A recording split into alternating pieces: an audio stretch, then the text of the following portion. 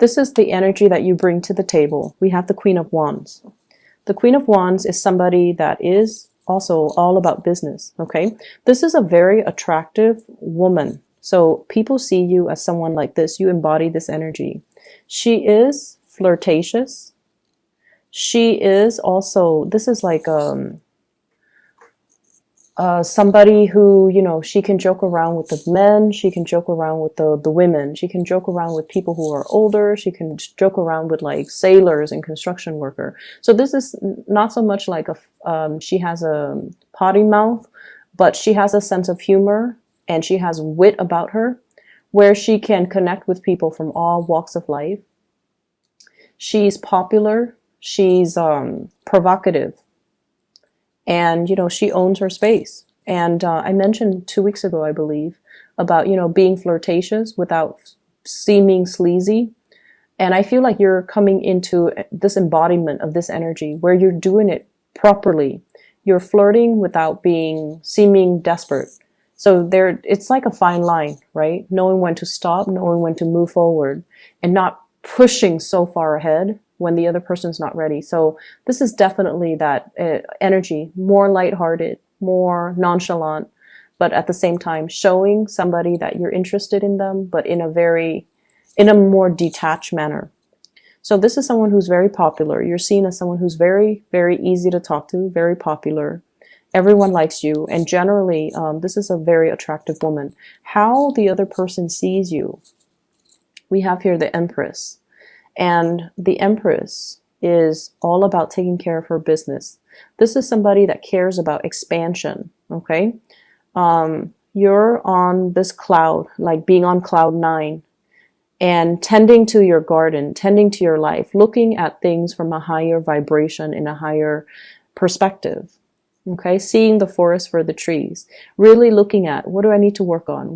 And you're seeing so far into the future that you're anticipating certain outcomes. So you're taking preventative measures to take care of things, to get things done, to fix things because you anticipate that they're going to break down further down the line. The Empress is beauty and love and just prosperity. And so the person that you're dealing with, they see you as a little bit of a threat, mainly because you're very, very stable. You're very carefree. You're very just leaps and bounds ahead of them. Okay, you're elevated. Your status is elevated. They also feel like you have, for some of you, come from a really good family. It could be true or not. Whatever the situation is, they feel like you have really good upbringing. You speak properly. You have good manners. You have a good sense of grace about you. You're very well refined. And this card is usually in the traditional Rider-Waite deck. I'm not sure if the imagery shows up in this deck. But the Empress is ruled by Venus. And Venus rules all things that are Venusian, such as, you know, art, music. So you might have talents in the artistic industry.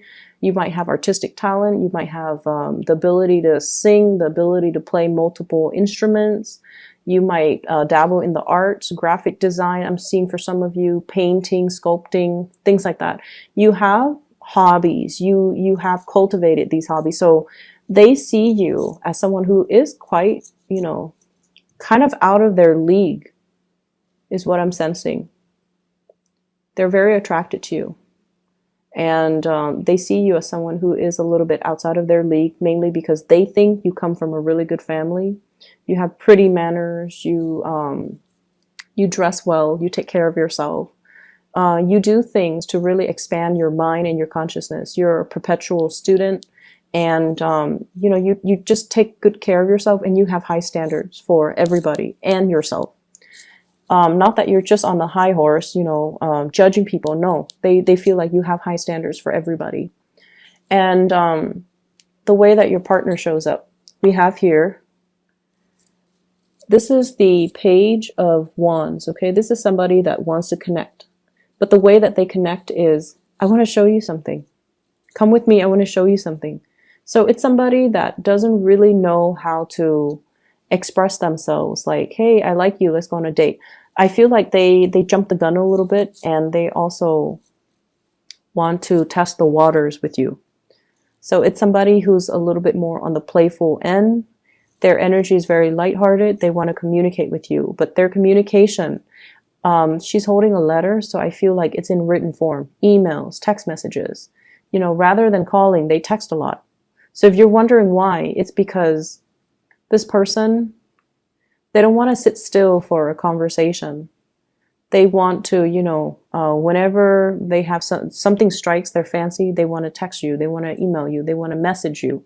So it's somebody that you're dealing with through a lot of written communication rather than verbal communication.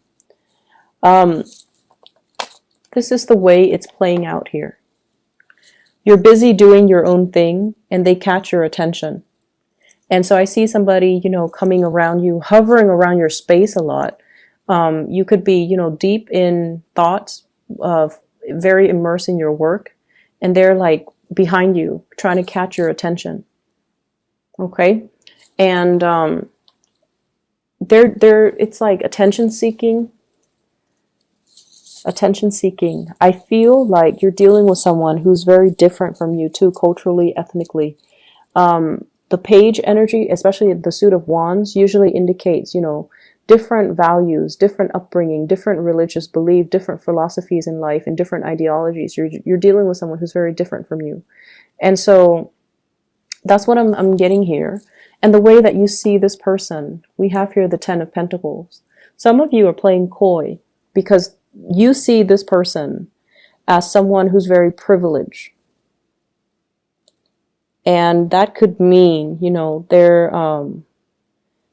sometimes it could mean they come from a really good family. Everything in life happens for them in a very easy manner. So they don't really know what it feels like to really have to struggle, to get your hands dirty, to roll in the trenches, and to kind of work their way up. So in a way, you're kind of impatient with them because of their worldview is a little bit narrow-minded based on their privileged upbringing. Okay, I don't want to offend anybody who might be cross-watching, but I feel like the Sagittarius person has been through a lot, and it's understandably so, because Sagittarius had their Saturn return, their Saturn transit. So it's the Saturn return for some Sagittarius, and it's the Saturn transit a few years ago. And Saturn makes you older and wiser. Saturn brings lessons. And so the Sagittarius person has been through a lot. And because of that, they're not really, they understand more. And they're not really at a point where they want to continue playing games, okay? And so when somebody has gone through this Saturn transit, they're almost like 10 years older. It ages you. It teaches you what's important, and it teaches you what is good for you and what's bad for you. And it teaches you to kind of learn to kind of intuitively sense people and their motives. So in a way, it makes us a lot more skeptical after we have survived the Saturn transit. We're no longer a child. We're no longer idealistic. We have to make decisions from an adult standpoint. You like this person, I feel. But the relationship, it's like castle in the sky, okay? In the clouds. It's a very, very lofty, idealistic dream that you might have had about this person. But in terms of building anything stable, you might not feel like they are emotionally mature enough for you. You might not feel like they have enough to offer you. Not materially, but you might not believe their intentions and what they're bringing to the table. So I feel like there has been this, you know, kind of reality sinking in that it's a pipe dream. I can't build on it anymore. And that's why you're kind of turning away. Like, I'll believe it when I see it. You want my attention? You've got my attention. But in terms of, you know, me standing up and walking towards you, I'm not going to do that. So I feel like they're trying to get your attention. They're trying to communicate with you. But the communication and everything that they are saying, it's very much a pipe dream. And you are coming to the realization. Yes, it's disappointing, right? When the start of something has so much potential. But then once you're confronted with the reality, And it just feels like this person is not what I want. I like them, you like them, but it's just not what I need right now. And so I feel that element coming in here. For some of you, somebody is trying to build a future with you when they are not even financially stable. They're like, oh, let's do this, let's get a property, and they don't even have a job. It's like that ridiculous. And so you're not really, you're not really budging. You're just like, okay, I hear what you're saying. I'll believe it when I see it. And then you turn back around and you mind your own business while this person still tries to communicate. I feel though, for others of you, there is another person coming into the picture that might be very much in alignment with you, but I just don't feel like they might be in another relationship, because the Ten of Pentacles is about family. They might be trying to get out of that relationship and they're talking to you about it. But once again, you're not getting duped. You're not like excitedly telling them, oh yeah, when is that going to happen? Let's date in the meantime. No. You understand that things take time, and you understand that divorce, separation, breakups, you know that it doesn't happen swiftly, okay? Based on everything that you've lived through, you understand that everything is a process. And so if they're telling you this now, it might not be, until like 2 or 3 years down the line when they're finally ready. And by that time, you're not going to put your life on hold, because you've got things to do. You've got things to do. Other people to date, other people to meet even. So major maturation process happening here, Sagittarius. In other areas of your life, well, actually, let me talk about this card. So what's happening between the two of you? We have here the Judgment card. And the Judgment card is sort of like the day of reckoning. I'll believe it when I see it. If I don't see anything physical or tangible, I don't believe it. It's just the reality of things, like snapping out of that, a sense of idealism and looking at a situation rather than just praying for things to happen. You want concrete evidence. You want something tangible and you want something real. They're going to keep trying to communicate with you. They're going to keep going. They're going to keep trying. They're going to just trying to connect with you. But what is really standing in your way here is the Empress, which is, this is what I want. I want stability. I want a marriage. And we have here the Ten of Pentacles, which is also what they want. But until they can give you this, because, you deserve this. You deserve this whole completion, the Ten of Pentacles, because you are the Empress. So until they can get themselves to this level, you're not really going to buy whatever, story they're trying to sell you, okay? Other areas of your life. I mentioned before about, a zero-sum game. You're dealing with this character here. This is a water sign. Pisces, Cancer, Scorpio. Very manipulative.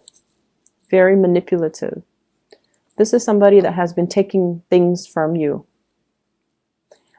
He or she gives you a sob story. And you open up your wallet, you open up your purse, and you give them money.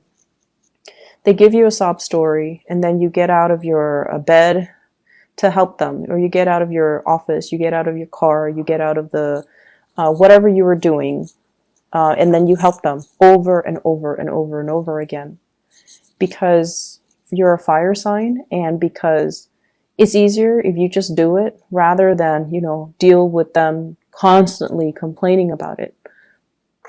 Okay, so be careful about that. That's how they manipulate you. Your sense of impatience, sometimes it can be a double-edged sword. Turn on yourself. Okay, so learn to kind of work with other people's energy. Learn your weaknesses and refine them so that they don't become a weakness. If someone knows you're very, very impatient, they're going to come at you and they want you to do something for them. They're going to come at you and they're just going to talk your ears off, and you get frustrated and you're like, oh, fine, I'll just do it. I'll just help you with it. I'll just do it for you.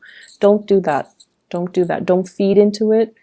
Understand how you're being played or manipulated, excuse me. And especially if you're dealing with this person. Some of you might have children with this person, some of you might share assets with this person. But for whatever reason, there's an element here about somebody taking things away, things being taken. And it's not fair. It's not fair. It's not right. It's not fair. They know how to push your buttons. And, you know, it's sort of like, I'm going to manipulate, hold out my hands, and they're going to magically give me what I want. So not cool, okay? This person, they do this with everybody. They've burned many bridges. They do this with everybody. And, you know, they don't care. They don't care how they're being perceived. So if you look at this, this is like everyone is taking the bait. This person doesn't care. At the end of the day, they're very self-absorbed, narcissistic. They're going to do what they're going to do in order to survive. And I see a little bit of a social chameleon with this person. At first, they kind of blend in and become like just one of the villagers, right? And then later, they show their true colors. But they don't care what people think of them. Their reputation doesn't really mean anything. They're kind of, they blend into their environment. They do whatever they do to survive. And I feel like you do, you know, like I mentioned before, you don't hate anybody. Even the worst people, you still find that sense of that common thread of humanity running through you and them. And you do still feel bad. And so you help and you reach out. And I feel like it's a weakness that they're exploiting. So please be careful. I don't see this person as a permanent fixture in your life. He or she is not coming back every week, which is good, thank God. But I feel like around, you know, major holiday season, around important milestones in your life, they keep coming back in. So make sure that you are not being manipulated by anybody, okay? What I'm also feeling as well, we have here the Magician. This is hosting a party, attending a gathering, spending money very extravagantly.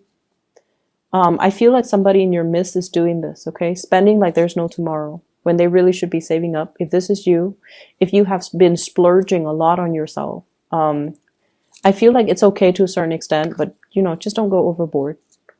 And you guys tend to do things, you guys tend not to do things in moderation. So just be careful about that, okay? Excessive drinking and things like that too. Just be careful. We have here the Eight of Coins. So this is indicating to me, you know, you work hard and you play hard. And when the energy is very reciprocal, then I'm not too worried about it. I feel like finances will be very good for this week. And as we head from now into January, I feel like it's going to be very stable. It's going to be very good. Many of you might be getting bonuses. Speaking engagements might be booked for a conference, might be booked for some type of a seminar, might lead a focus group, might be in charge. You're kind of like, this is like working on something so that you can present it to the world, okay? So that you're on stage, reciting whatever it is that you're preparing, such as a speech. So I feel like you're working on some major presentation that's going to pan out for you guys very beautifully. And rehearse it. Make sure that you have, you know, multiple rehearsals before you do the real thing, just because we are heading into Mercury retrograde on the 17th of November, and it's going to continue, I believe, until like the first 6 days or 5 days, I can't remember, of December. So if you're giving a speech, you know, in December, you want to make sure that you rehearse everything thoroughly, okay? I'm going to leave it at that. Sagittarius, you know, I actually want to pull out one more card for you guys in the love department because I'm kind of curious. So let me just do that. So can you show me the sign of the person that Sagittarius is dealing with? Just so you guys know who I'm talking about. Can you show me the sign? Okay, we have here the Chariot, possibly Cancerian. Okay. This is, I feel like this is somebody that is very afraid of commitment. Okay. They blow hot and cold, and I feel like a lot of the times, you know, the way it's depicted in this card, you know, running away from something, running away from their feelings, running away from their emotions. When they feel things really, really, when they feel some things very heavily, they kind of get scared and they run away. And it's really frustrating for Sagittarius people to deal with Cancers. Cancers, one step forward, two steps back, and you know, they go sideways. The crab on the beach, they go sideways. So I feel like it's just like back and forth with this person.